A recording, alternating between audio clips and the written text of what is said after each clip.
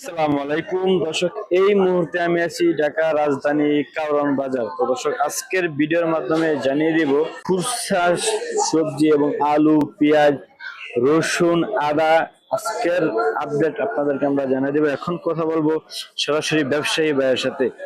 আসসালামু আলাইকুম। ওয়ালাইকুম আসসালাম ওয়া রাহমাতুল্লাহি ওয়া বারাকাতুহু। ভাই ভালো আছেন? আলহামদুলিল্লাহ। ভাই আপনার নাম? মোহাম্মদ সাইফুল ইসলাম। সাইফুল ইসলাম। ভাই আপনার দোকানের নাম? কুমিল্লা বাণিজ্যালয়। ভাই আপনার দোকানে তো আমরা বিভিন্ন রকমের সবজি দেখতেছি। এই সবজিটাই পেঁয়াজ, এটা কোন জায়গার? এটা মানিকগঞ্জ। মানিকগঞ্জ। এটা আজকে বাজারে কত করে বিক্রি করতেছেন? আচ্ছা, আজকে বাজারে 45 থেকে 50 টাকা। মানে খুচরা 45 থেকে 50 টাকা বিক্রি হইতেছে। আর এই যে এটা সাদা আলু? সাদা আলু বিক্রি হচ্ছে 20 টাকা। 20 টাকা কেজি। আর কেউ যদি 5 কেজি নিতে চায় ওই সেক্ষেত্রে একই দাম। এটা একই আপনার কাছে? বস্তা হিসেবে কিনলে কম আছে। মানে যদি এক বস্তা কিনে তাহলে কম বিক্রি এক করে, বস্তা কিনলে 16 টাকা 17 টাকা। আর 5 কেজি 10 কেজি কিনলে একই দাম। জি। তো এই লাল আলু এটা ওই একই দাম। 20 টাকা কেজি। 20 টাকা কেজি, 5 কেজি 100 টাকা। 5 কেজি 100 টাকা। এই যে আমরা রসুন দেখতেছি, এই রসুনটা কোন জায়গার? এটা নতুন দেশি রসুন। এটা কোন জায়গার? এটা আমাদের বাংলাদেশের নতুন দেশি রসুন। বাংলাদেশি রসুন কত করে বিক্রি হইতেছে? এটা 140 থেকে 150 140 থেকে 150 টাকা কেজি। কেজি।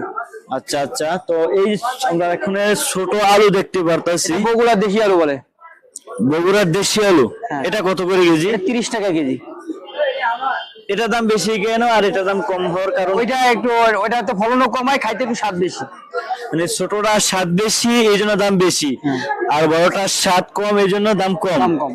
তো যাই হোক, এখানে তো আমরা ছোট অনেকগুলোই বাকি দেখতেছি যা আছে একই দাম। একই দাম। আর এটা কোন জায়গার রসুন? এটা চায়না রসুন। চায়না। এটা কত করে? এটা 220 টাকা কেজি। বাংলাদেশি রসুন থেকে চায়না রসুনের দাম বেশি। দাম বেশি। এখন কি চলে ওইটা বেশি নাকি না, বাংলাদেশের রসুন আবার যেটা শুকনা ওইটা আবার দাম বেশি। ওইটার দাম বেশি? এটা 240 টাকা কেজি। ওই বর্তমানে আমার কাছে নাই ওইটা। 240 টাকা। আচ্ছা, আমরা যে আদাটা দেখতে পাচ্ছি আপনার সামনে, এটা কোন জায়গা? এটা হচ্ছে ইন্ডিয়ান কেরালা আদা বলে। ইন্ডিয়ান কেরালা। কেরালা। এটা কত করে? এটা 120 টাকা কেজি। 120 টাকা কেজি। তো আপনার তো এটা খুচরা বাজার না, তাই তো? যাই হোক ভাই, এখন যেহেতু সামনে রমজান মাস, আমরা সকলেই জানি যে রমজান মাস উপলক্ষে কি সবজির দাম কিছুটা কমতে পারে? আসলে কথা হচ্ছে কি, এখন আছে আমাদের ফুল সিজন। জি। এই সিজনের ভিতরে তেমন একটা দাম বাড়বে না, হয়তো দেখো 2-4-5 টাকা এদিক সেদিক হইতে পারে। হয়তো আলু 20 টাকা বেচতেছি, 25 টাকা হইতে পারে। পেঁয়াজ 50-55 টাকা, 50 টাকা 45 টাকা বেচতেছি, 15 টাকা হইতে পারে, এতটুকু স্বাভাবিক। কিন্তু ওরকম আহামরি দাম এখন আর বাড়বে না। আচ্ছা আচ্ছা। আমরা বিগত বছর যা দেখছি, কিন্তু বাংলাদেশে তো কখনো দেখিনি এই 2-4 বছরের ভিতরে 20 টাকা 18 টাকা আলু হইতে। হ্যাঁ, আর আসলে কথা হচ্ছে কি, গত কয়েক বছরে আলুর দামটা একটু বেশি ছিল। তার কারণ কি, মানুষ 2-4-5 বছর আগে আলু খেতি করে করে লস খাইছে। লস খাইতে খাইতে এমন পর্যায়ে পৌঁছে গেছে, অনেকে বিটে বাড়ি বিক্রি করতে চলে গেছে লসের কারণে। পরে 2-3 বছর খ্যাতি একটু কম হয়, তাতে দাম একটু বাড়ছিল। এবার গতবার দাম পাওয়ার কারণে কৃষক কিন্তু দাম পায়নি, দাম পাইছে ব্যবসায়ীরা। বড় বড় ব্যবসায়ীরা যারা কোল্ড স্টোর করছে তারা লাভবান হয়েছে। এই লাভবান হওয়ার কারণে এবার কৃষক মনে করছে আমরা খ্যাতি করি তাহলে আমরা লাভবান হবো। আসলে বর্তমানে যে অবস্থায় আলু বিক্রি করতেছি আমরা, তাতে কৃষক লসের ভিতরে আছে। আচ্ছা, আমরা যতটুকু শুনলাম ডক্টর ইউনূস সাহেবের থাকার কারণে নাকি না না না, এইগুলাতে আসলে কথা হচ্ছে কি, এইগুলাতে সবজির দামটা, এই সবজি এবার যে যেখানে লাগাইছে আল্লাহ তাআলা, এটা আল্লাহ তাআলার কিছু রহমত থাকে। জি জি। যে যেখানে লাগাইছে কোনোটা মায়ের যায় নাই, মায়ের না যাওয়ার কারণে সবজিটার দাম একটু কম। বৃষ্টি বদল যদি মাঝে মাঝে 2-1টা বৃষ্টি বদল হয়, অনেক সবজি নষ্ট হয়ে যায়, তাহলে দিন আবার দাম বাড়িয়ে যায়।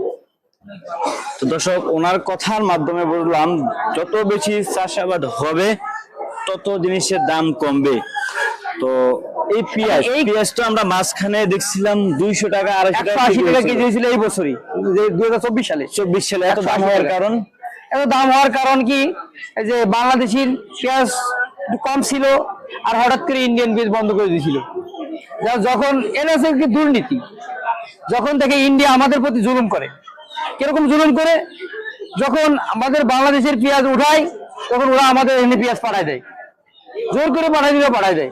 পাঠাই দেওয়ার কারণে আমাদের কৃষকগুলো মার খায়। মার খাওয়ার কারণে যখন আমাদের কৃষক উৎপাদন কম করে, তখন ইন্ডিয়ার থেকে আবার পেঁয়াজ দেয় না। উৎপাদন কম করে পেঁয়াজ আবার দেয় না, তার কারণে এই দুর্নীতি। এটা সব সরকার নিয়ন্ত্রণ করে। হ্যাঁ। তো দর্শক- এটা হচ্ছে আমলিক সরকারের আমলে এটা বেশি হয়েছে। হ্যাঁ, হ্যাঁ। এই ধরনের সমস্যা মানুষ বেশি পড়ছে।